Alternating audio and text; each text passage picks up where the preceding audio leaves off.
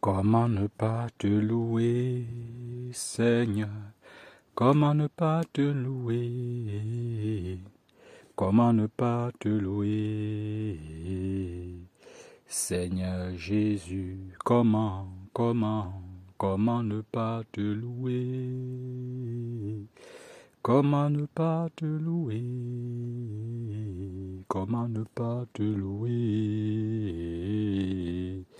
Seigneur Jésus? Comment ne pas te louer, Seigneur Jésus-Christ de Nazareth? Comment ne pas te louer?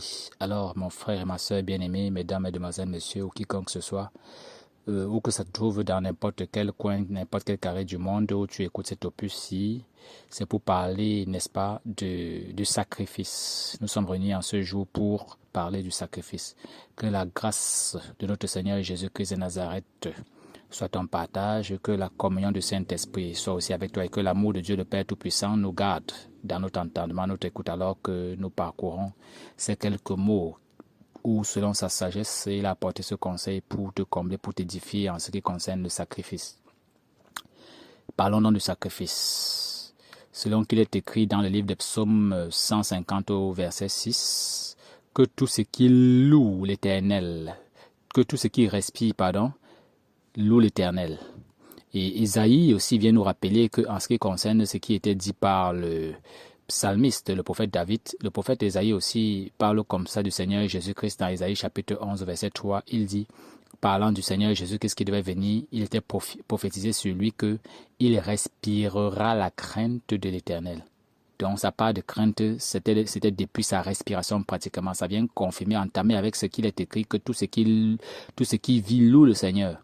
Donc lui, sa part de vivre, c'était, comme on dit, je respire donc je vis. Le fait de respirer est un indicatif de la vie. Sa part de respiration, c'était à chaque pas pratiquement la crainte de Dieu. Donc sa part de vie, en fait, de ce Seigneur Jésus-Christ Nazareth dont il s'agit, qui était prophétisé depuis Isaïe. Il était prophétisé qu'il allait respirer la crainte de l'Éternel. Donc voilà, c'est tellement vaste s'il faudra parler du sacrifice parce que mon frère et ma soeur bien-aimés, vois-tu, ça touche pratiquement à toutes les articulations, toutes les issues de notre vie ici sur Terre, au point où la question qui se pose véritablement derrière, parce que cette préoccupation, cette problématique de sacrifice se trouve au niveau de devoir savoir quel est le sacrifice finalement qui est agréable à Dieu, quel est le sacrifice qui plaît à Dieu. C'est ça la question qu'il mérite de se poser. Dans le livre de Lévitique, là-bas où on présente les sacrifices, depuis Lévitique chapitre 1, chapitre 2, chapitre 3, chapitre 4, chapitre 5 et 6, on présente les différents aspects de sacrifice, les différents types de sacrifices, comment sacrifier, pourquoi sacrifier. On pourra retoucher quand ce sera nécessaire, parce qu'il s'agit de présenter d'abord qu'est-ce que le sacrifice, mais on pourra présenter comment sacrifier. Et dans ce sens-là, s'il faut entrer dans les enseignements profonds, on ira voir de quelle manière Dieu a prescrit et recommandé le sacrifice. Mais de toute façon, de prime abord, je tiens à te rappeler que présentement, le simple temps que tu perds pour m'écouter, c'est un sacrifice. Le bébé, quand il crie depuis son lit d'hôpital, depuis même l'enfantement, dans les cris d'enfantement, le premier cri qu'il pousse, c'est un sacrifice. Oui, selon qu'on a vu tout à l'heure, que tout ce qui respire loue le Seigneur. Peut-être tu vas aussi t'étonner de ce que je vais mentionner présentement. Même Satan est condamné dans cette loi-là. Il sacrifie, il est obligé de louer le Seigneur, même si c'est un sacrifice justement qui est la marque des types de sacrifices qui ne sont pas agréables à Dieu, avec tous ses fils, les fils du malin, les fils de Satan, dans l'exemple, je voulais dire, de Caïn, qui nous interpelle à suffisance dans le livre de la Genèse au chapitre 4, où on présente qu'il s'est levé pour faire un sacrifice, pour faire une offrande au Seigneur, et ça n'était pas agréé. Ça, c'est le prototype des sacrifices qui ne sont pas agréables. Et il a instruit, il a contaminé, on peut dire comme ça, il a souillé, il a corrompu toute la terre avec cette façon d'adorer, de louer ou du moins d'offrir des sacrifices qui ne sont pas propices, qui ne sont pas conformes. La question qu'on peut se poser, c'est comment donc va-t-on vivre ici sur terre et savoir que notre vie même seulement c'est un sacrifice. Est-ce qu'elle vaut la peine d'être vécue? Est-ce qu'il vaut la peine de vivre pendant 80 ans, 90 ans, accumuler des biens, c'est pas courir après tout loisir, tout bonheur, tout plaisir, et qu'après ça, on aurait dit que t'es peine et misère, on n'a même pas la garantie que quand si on meurt, les efforts qu'on a consentis, celui à qui on lègue ce qu'on a, ce pourquoi est-ce qu'on s'est investi, puisse les pérenniser, puisse les garder selon la façon qu'on a décrit, selon que Salomon le dit bien dans son livre de Salomon, qu'il a acquis toutes ces choses-là, toutes les richesses que Dieu lui a donné la grâce d'avoir, mais il n'a même pas la garantie que celui qui viendra après lui pourrait les garder comme il espérait. il a conclu vraiment à la vanité de toute chose. Alors pour éviter la vanité perpétuelle, passer sur terre, ici tout est vanité, je ne peux pas dire mieux que Salomon le plus sage, que Jésus qui s'est venu agréer comme tel. Mais pour éviter pour ton compte, mon frère, ma soeur, d'être perpétuellement, ça veut dire venir vivre venir vivre sur terre pour rien, que tout ce que tu fais comme sacrifice ne pèse pas du tout sur la balance de Dieu, et même l'autre vie après la vie, au lieu que ta part soit la félicité, au lieu d'avoir part à cette vie dans laquelle les sacrifices sont maintenant agréés, cette vie dans laquelle tu peux respirer le sacrifice, ce sacrifice agréable qu'est la crainte de Dieu, comme il était prophétisé pour Jésus-Christ de Nazareth. Tu n'es même pas part à cela, que tu as vécu ici sur terre pour rien, tu étais suscité pour rien. Écoute avec attention, de façon vraiment attentive ce que je vais te présenter ici déjà pour définir ce que c'est que le sacrifice. Donc le sacrifice, comme le dit le mot, c'est tout ce qui est mis en compte, tout ce qui est consenti, tout ce qui est présenté pour le compte de la gloire de Dieu. Parce que, comment je vais dire, ce qui n'est pas vivant ne peut pas sacrifier. Un bateau ne peut pas sacrifier, une maison ne peut pas sacrifier. Un oiseau peut sacrifier, un animal peut sacrifier, mais seulement il n'a pas la conscience, l'intelligence de l'œuvre qu'il fait. Maintenant, parlant de sacrifice en ce qui nous concerne, c'est eu égard, ou du moins relativement à l'intelligence que nous partageons tous ensemble, l'intelligence non seulement des vivants, mais des humains. Parce que quand Dieu dit que tout ce qui vit, ou du moins tout ce qui respire, disait-il en particulier, tout ce qui respire, le loue, donc sacrifice l'adore, parce que la louange c'est un sacrifice. On parle de sacrifice de louange, c'est une adoration, et c'est là où je dis que même Satan le fait. N'en parlons pas pour ses serviteurs. Alors, voyez-vous, je dis bien, c'est toutes les issues. Comme tu m'écoutes là, c'est un sacrifice. Ce que tu fais depuis, quand tu décides de te lever le matin pour aller au travail, c'est un sacrifice. La résolution que tu as prise de ce que tu vas faire en cette année, c'est un sacrifice. Tout engagement que tu prends dans la vie, c'est un sacrifice. Même dormir, que tes sens, tes membres t'obligent de dormir, là, c'est un sacrifice. Parce que au lieu de dormir, tu aurais bien pu faire autre chose. Voilà pourquoi certaines personnes, à un moment, au moment où il faut dormir, décident de faire autre chose parce qu'ils ne veulent pas déférer à ce sacrifice. Donc, le problème, à un moment, je ne fais que répéter, se trouve au niveau de savoir quel est le sacrifice qui est agréable. Je ne viens pas vous apprendre les sacrifices qu'on fait d'abord de façon naturelle pour le simple fait qu'on existe, qu'on respire. Le problème maintenant, c'est que Dieu a fixé une loi pour le sacrifice. Il a dit, son commandement suprême, c'est aimer le Seigneur, notre Dieu, de tout notre cœur, et aimer en conséquence, après l'avoir aimé Dieu, aimer le prochain aussi de tout notre cœur, comme lui nous a aimés. C'est ça les deux commandements desquels découlent toutes les lois. Donc toutes les lois et autres les prophéties qu'il y a sur la Bible viennent expliquer le comment, le pourquoi et c'est pas la raison d'être ou le fonctionnement de ce train de choses. Aimer le Seigneur de tout notre cœur. Et nous voyons que ce n'est qu'en respirant la crainte de Dieu, parce que il est écrit que la crainte, du moins, la crainte de Dieu, c'est le commencement de la sagesse, la reine de tout mal. Mais comment vas-tu faire pour le craindre? Comment vas-tu faire pour parvenir à haïr? Comment vas-tu faire même pour discerner entre le bien et le mal? C'est encore toute une autre notion là-bas. Même la crainte à elle-même mérite d'être enseignée. Il n'y a donc pas de piété, parce que quand tu crains, tu peux donc être pieux. Pieux, ça veut dire que tu peux manifester une attitude de piété, un élan de considération vis-à-vis de du Dieu auquel tu t'adresses. Mais quand quand la crainte n'est pas saine, quand elle n'est pas pure, il n'y a pas de piété. Donc tu peux prier en vain. C'est là où Dieu dit même que dans le livre de Proverbes que si quelqu'un détourne une oreille pour ne pas écouter ma voix, même son sacrifice est une abomination. Ça veut dire que Dieu présente qu'il y a des cas dans lesquels tu viens offrir une prière, et cette prière-là, c'est plutôt une condamnation contre toi. Oui, c'est biblique. Va vérifier dans le livre de Proverbes, chapitre 28, verset 9. C'est écrit là-bas clairement. Ésaïe même le dit, dans le premier livre d'Ésaïe, il dit « Vos sacrifices sont en horreur pour moi ». Il se plaignait comme ça de son peuple qui, n'écoutant pas ce que Dieu demandait, se plaignait à sacrifier. Donc on peut sacrifier, abonder en sacrifice en vain. Je vais te présenter un autre aspect de sacrifice qu'il faut savoir. Est-ce que tu sais que depuis le ventre même, j'ai dit depuis le ventre de la maman, l'enfant sacrifie déjà. Depuis le ventre. Je vais même encore aller plus loin que cela d'ailleurs, davantage. Est-ce que tu sais que, avant même que tu ne viennes sur terre pour sacrifier, tu sacrifiais déjà? Là encore, ça relève des profondeurs. Il faut être profond qui peut le saisir. Oui, ça relève. Bon, pour que tu comprennes un peu ces choses, si tu peux commencer à pousser ton intelligence, ta sagesse pour percevoir ce genre de choses, ce genre de mystère qui n'est pas clairement révélé dans les Écritures là. On dit que quand Abraham payait la dîme du butin qu'il a reçu pendant la guerre qu'il livrait contre les rois de Chavé et autres là dans le livre de la Genèse là-bas, où il est présenté les guerres d'Abraham contre ces rois-là, avec les rois de Kedorlaomer et autres là, jusqu'à ce qu'à la fin de la bagarre, à la fin de la guerre, il est allé présenter son butin à Melchisédek, ce Melchisédek, roi de justice là, qui est un emblème de choses qu'on pourra expliquer. On dit que la dîme qu'il payait là, Lévi, donc il payait cette dîme-là comme ça pour Lévi, il était en train de faire cet acte-là, mais Lévi, qui est son arrière-petit-fils en son temps, quand il s'est levé, il avait déjà payé la dîme, jusqu'à ce que dorénavant, les gens venaient payer la dîme à lui, parce que lui, il avait déjà payé sa dîme à Dieu. Donc quand il était encore dans le sein, dans les entrailles, il n'est même pas né d'Abraham, sa dîme, son sacrifice était déjà accompli. Donc lui, la Bible vient nous présenter que lui, il avait déjà payé son sacrifice. Le monde de ténèbres nous enseigne ce genre de choses. Bon, je veux dire, pour que vous compreniez aussi encore un peu rudimentairement ce qu'il en est. Voyons par exemple le Seigneur Jésus-Christ Nazareth. Je veux que tu comprennes qu'en fait, quand tu nais là, c'est toi qui nais maintenant avec ton père, ta mère, vous allez à l'hôpital déclarer dans le carnet de naissance, le carnet médical ou bien au centre de santé à la mairie que tu es né jusqu'à on informe partout que tu es né, on fait le voir bébé et toutes ces choses-là. Ça, c'est pour nous ici, les vivants, les humains, à la dimension charnelle, la dimension de notre raison, de nos 5 sens, tels qu'on les voit en l'appréhende. Mais sur le plan spirituel, en fait, ta naissance est prédestinée, elle figure dans la préscience de Dieu, soit pour faire le mal, soit pour faire le bien. Ça, c'est notre concept. Maintenant, je veux parler de ce qui te concerne, ce dont tu dois prendre conscience et ce que tu peux ou tu dois faire en conséquence.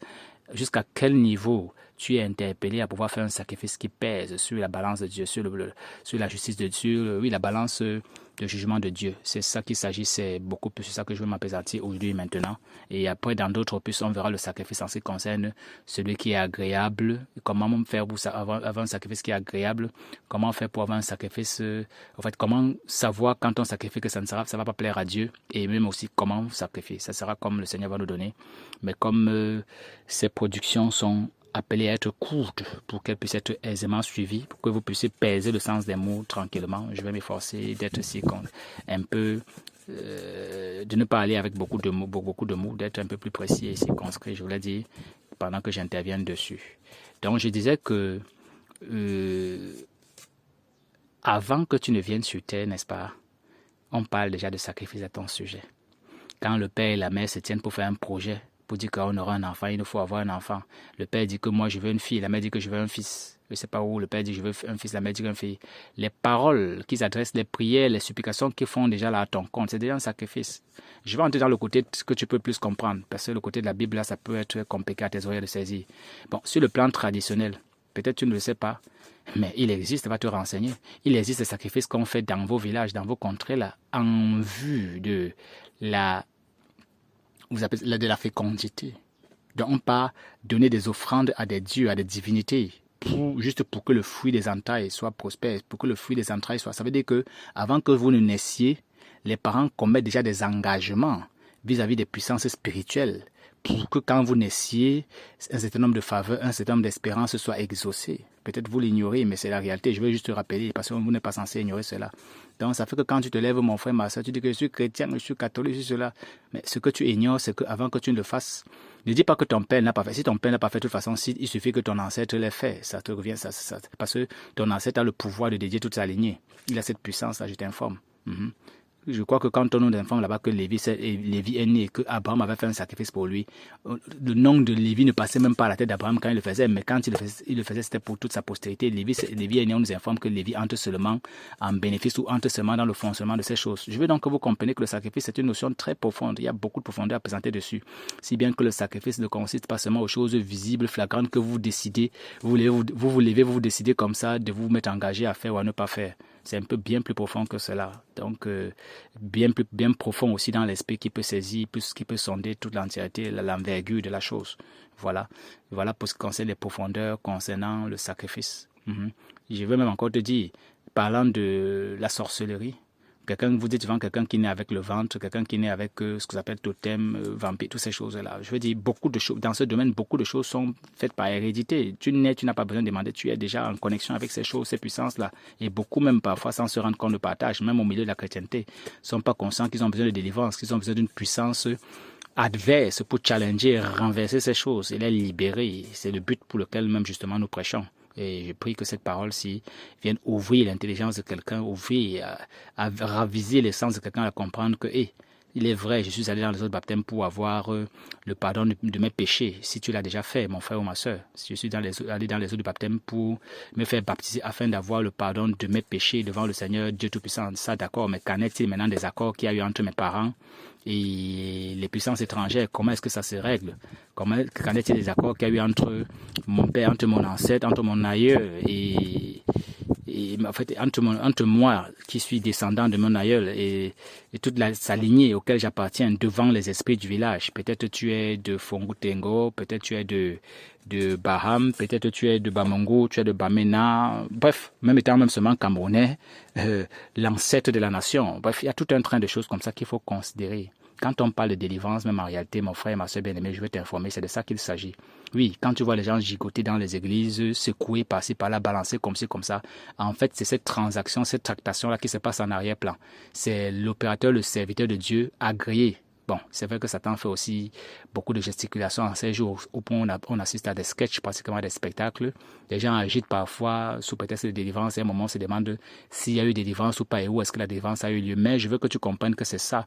La délivrance qu'on est censé administrer, c'est sortir du joug de l'administration d'un sacrifice étranger, une qualité de sacrifice qui ne plaît pas à Dieu, à une qualité de sacrifice que tu devais lui donner qui te plaise. En fait, c'est le sacrifice de ta vie tout entière. Parce que pour que tu puisses aimer le Seigneur ton Dieu de tout ton cœur, de tout ton esprit, tout ton âme, il faut que ta vie tout entière soit vouée à son sacrifice. Il faut qu'il y ait une interruption franche, une séparation entre l'ancien régime de sacrifice auquel tu appartenais avant de venir même sur terre, parce que tu avais été dédié à un sacrifice étranger depuis les connexions, les engagements, les alliances de tes ancêtres ou jusqu'à quelle lignée. Ça peut aller même jusqu'à Cheikh Anta Diop. Je veux dire pas jusqu'à, on appelle Sundiata Keïta, je veux dire, oui, depuis les ancêtres des lignées, depuis 300 siècles, 400 siècles, même un millénaire et autres. Parce que quand vous allez voir les malédictions dans la Bible, les bénédictions s'étalent dans les milliers d'années, les malédictions s'étalent à la 4e génération, mais il y a le cycle de perpétuité de 4e génération. Donc c'est un concept assez vaste. Et on peut s'étaler là-dessus pour celui qui a besoin de s'émanciper. Je crois que mon contact derrière le groupe dans lequel cet audio sera posté, les gens pourront me rechercher afin qu'on s'entretienne dessus en inbox, ils ont besoin de savoir davantage pour leur compte personnel. Parce que là, derrière, en arrière-plan du sacrifice se trouve aussi la voie de la délivrance. Il y a beaucoup de choses à dire derrière. Mais je voulais juste que tu comprennes que quand on parle de sacrifice, j'ai pas besoin d'expliquer dans le langage français qu'il s'agit de quelque chose pour lequel on se donne la peine, quelque chose sur lequel on investit avec des espérances d'un retour, je sais pas, de combler quelque chose ou de porter à une satisfaction par rapport à celui vis-à-vis de qui on s'intéresse en offrant. Il s'agit d'une offrande, il s'agit de quelque chose qu'on a donné, mais ça a des portées bien au-delà du côté de cette perception courante que tout le monde partage. C'est naturel. Quand on veut faire du bien à une femme, on lui donne un sacrifice, un parfum. Et en amour même, justement, l'amour ne peut pas se faire sans sacrifice parce qu'on demande que l'amour est prouvé. Voilà pourquoi l'amour que nous prétendons avoir de Dieu, il a présenté un profil de choses. Il nous présente, il nous instruit, il nous enseigne comment ça doit se passer pour lui plaire. Mon frère, tu peux pas te lever et aller porter une fleur et donner à une dame, donner, je sais pas, une copine, je sais pas ta femme, je sais pas qui n'a pas besoin de fleurs à ce moment, qui a peut-être besoin plutôt d'un biscuit. Ton sacrifice sera vain. Il faut lui donner, il faut connaître ce dont elle a besoin et tu lui donnes un sacrifice qui va lui plaire. Alors tu vas dire, voilà, je t'ai donné un cadeau et le cadeau lui est intéressant. Même si tu estimes que c'est un sacrifice, même si tu estimes que la fleur, la chaîne ou bien le bouquet en or, je sais pas quoi, que tu as sacrifié, coûte telle valeur, ça c'est pour toi là-bas, c'est ton problème. Il faut que tu lui donnes ce qu'elle attend, ce qui peut faire plaisir à son âme. Et c'est ce qu'il en est vis-à-vis de Dieu. Donc quand on parle de sacrifice en réalité, tout sacrifice s'adresse à Dieu. Même quand tu te lèves pour aller donner un colis à ta femme ou à je sais pas qui, tu le fais en tant que on dit que toute créature est faite à l'image de Dieu. Même s'il faut voir maintenant en ce qui concerne l'image, qu'est-ce qu'il en est, la quintessence de cette image, elle a été déformée, corrompue, souillée, c'est une autre notion. Mais en fait, tu fais un sacrifice. En donnant un cadeau, un présent ou quoi que ce soit que tu peux sacrifier ayant conscience et volonté de cela, tu le fais comme t'adressant à Dieu en réalité, puisque c'est Dieu qui a prescrit cela.